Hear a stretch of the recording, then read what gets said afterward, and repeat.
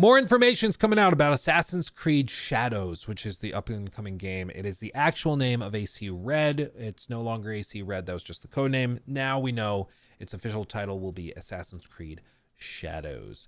And as is posted here in this little email, you can see that there's an actual little preview of the probably opening shots of the trailer, or maybe closing shots of the trailer, and the full logo reveal and everything. It looks certainly mighty pretty. This is a cinematic trailer though, so it's not like actual in-game footage, but gives you a vibe, gives you a feeling of what you can expect. But a couple of other little tidbits have been confirmed in the last hour or so. For one, Assassin's Creed Shadows won't be on last-gen consoles. Thank God. According to multiple reports, including from a notable insider, Shinobi 602, AC Shadows won't release on PS4 or Xbox One. That means the game will be available only on PC, PS5, and Xbox Series X and S. It marks the first time since those consoles launched in 2013 that the latest Assassin's Creed game won't be available on the platform. Last year's AC Mirage released on all platforms aside from the Nintendo. My wife Nikki calls it Tinendo, just to troll me, and it's always a little funny but also a little aggravating. A Tinendo. I got a Tinendo Switch. The other place that AC Mirage is launching on, in case you missed it, is on iOS.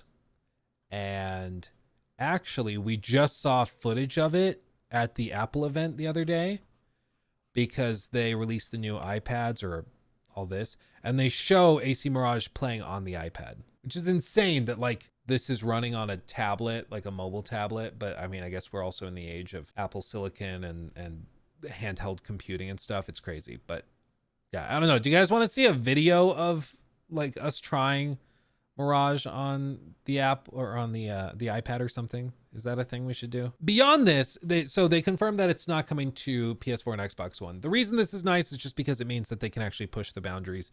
And the main thing is with memory and memory management for data streaming and stuff, that is the difference between last gen and current gen.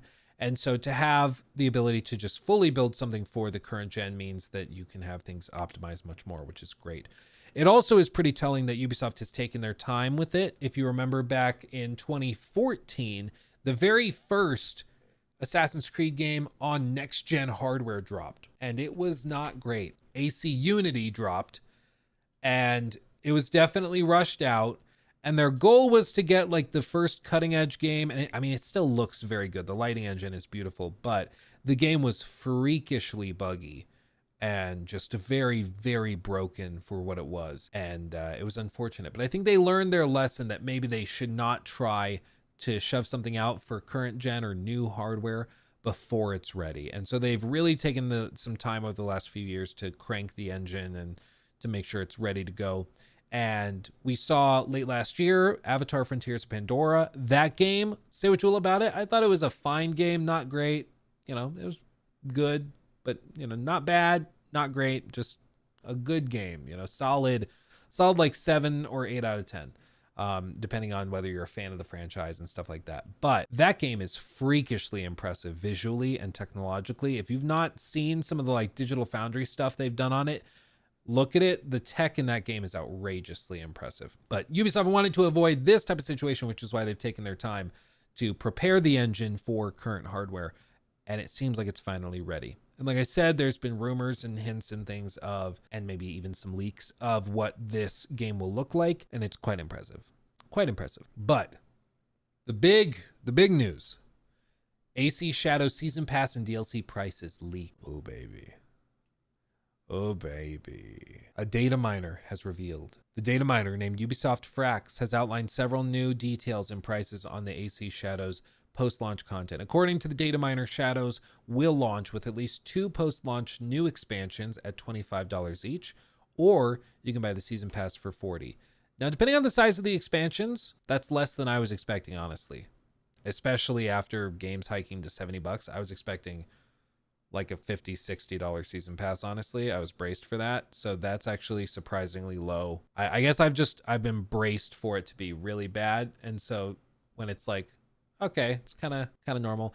The DLC for these games has been pretty varied. Valhalla was interesting because it had a ton of post-launch support, but that's because they didn't really have anything else for years.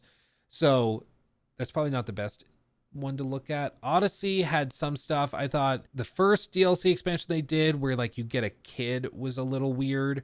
It was shorter, more narrative. And then they did the Atlantis DLC, which was just a trudge. And I just didn't think it was that great. AC Origins, I've said many times before, I am a freaking stan for Ancient Egypt, okay? That will skew my opinion every which way because I just love Ancient Egypt, okay? I want to be clear about my bias. I love Ancient Egypt. I've loved it since I was a kid. I just find it fascinating. So for me, AC Origins gets a couple of extra points just for that because I love it. The idea that I can climb up pyramids, dream come true. That being said, Origins, the Hidden Ones DLC was like super forgettable. I don't even really remember what you did in it. It was just like in one ear out the other. I just don't even remember.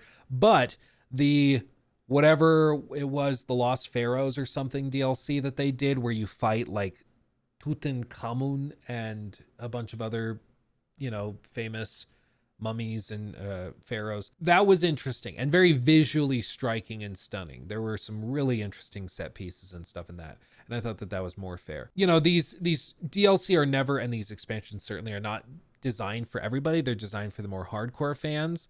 And they try to really explore the set pieces and the settings a little bit more there in a more niche way. And so I could see it appealing to a lot of people, but it's going to be much smaller than the groups of people that will buy it at launch, certainly. Curse of the Pharaohs. Yeah, that sounds right. Yeah, Curse of the Pharaohs. It was great.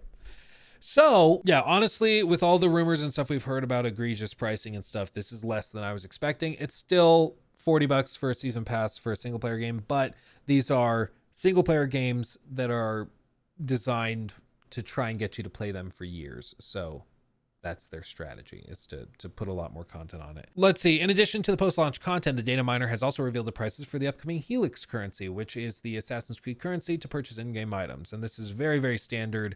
They've done this, I think, going all the way back to, what was the first Assassin's Creed game that did this? According to the Assassin's Creed wiki, first introduced in Unity. And basically this is the currency you buy, and then you use this currency to unlock like the XP boost, or you use that currency to buy a special weapon or stuff. It's something they've done for ages at this point, a decade. So nothing really that new here. Yeah, you can see the different versions of it. And different games have it to different degrees in terms of potency. Syndicate, you could just straight up buy the most powerful like swords and weapons in the game, and it just broke the game. It was really, really sucky if you did that for some reason. I don't feel that bad for you. Like, oh no, I spent money. I spent $50 on a extra large pack of Helix credits and I broke the game. It's like, yeah, well, good job. Origins, I don't remember. I never buy this stuff. So, and like when I review the game, I try not to touch any of this.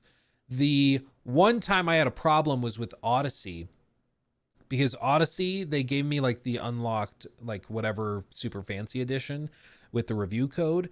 And with that came like all of the DLC, everything that you could buy. They just unlocked all of it for you. And included in that was like the XP boost and the currency acquisition boost and all of that stuff. And at the time that it launched during the review period, there was no way to turn it off. So you couldn't turn off the XP boost if you wanted to turn it off for review. And I emailed them. I remember like, this is a bit of a problem. Like I need to turn this off. I want to play a version like without it. And I don't really remember the resolution. Maybe they gave me like a non-deluxe edition code or something like that to bypass it. But they're like, oh yeah, that makes sense. Yeah, that's a problem. And it was a whole thing. But that's the only time I've ever run into problems with it. But other than that, I try not to touch the stuff during the review period just to get the vanilla experience of the game. But yeah, Helix credits have been a thing for ages. And as you can see, the pricing, $500 for $5, $10.50 for $10, $2,300 for $20, $4,200 for $35, or $6,600 for $50. It's currently unclear how AC Shadows content will be priced in game, but Insider Gaming understands that the currency will be used inside Infinity as well, the central hub for AC moving forward. Images sent to Insider Gaming show that cosmetic items can be purchased via earnable and purchasable currencies. This includes the likes of cosmetic changes to your clothing, weapons, and more. Pretty much in line with what's been reported. Nothing like particularly shocking here. Prices are about in line with what we've seen with previous games.